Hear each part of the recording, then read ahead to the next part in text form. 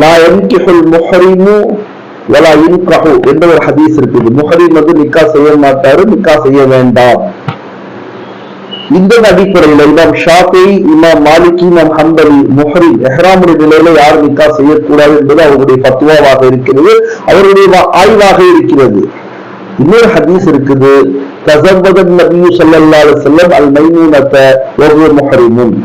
இஹ்ராமுடைய நிலையில ரசூலுல்லாஹி ஸல்லல்லாஹு அலைஹி வஸல்லம் மைமூனா ரலியல்லாஹு தஆலா அன்ஹாவை நிக்கா செய்தார்கள் என்பதாக ஒரு ஹதீஸ் இருக்குது. இந்த ஹதீஸ் புகாரில 5116வது ஹதீஸாக இருக்கிறது. மேலே உள்ள சொல்லப்பட்ட ஹதீஸ் முஸ்லிம் ஷரீஃபுடைய 3448வது ஹதீஸாக இருக்கிறது. அங்கே செய்யக்கூடாது என்பது கவுல், இந்த ஹதீஸ்ல செய்யணும் என்பது ஃபேல், நபி அவர்கள் செய்து காட்டினார்கள். இதன் மீது அபூ ஹனீஃபா ரஹ்மத்துல்லாஹி அலைஹி ஃபத்வாவாக இருக்கிறது.